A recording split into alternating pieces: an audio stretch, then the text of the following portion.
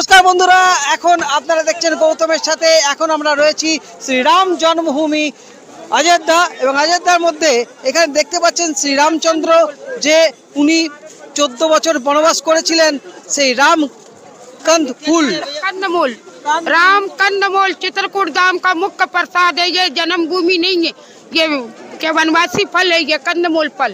अच्छा, ये रामचंद्र जी खाया था वनवास में खाया था, चित्रकूट धाम करवी।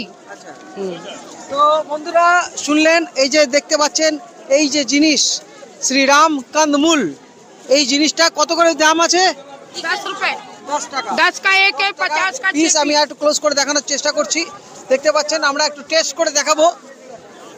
এই যে দেখতে পাচ্ছেন, টেস্ট করে দেখছি একটু। বেশ দারুণ খেতে, খুব মিষ্টি এবং তার সঙ্গে ঝাল রয়েছে, শাঁক আলুর মতো কিছুটা টেস্ট। এটাই খেয়েছিলেন শ্রীরামচন্দ্র যখন বনবাসে ছিলেন। সত্যিকারে গায়ে কাটা দিচ্ছে। আপনারা চোখ রাখুন, দেখতে থাকুন গৌতমের সাথে। ধন্যবাদ।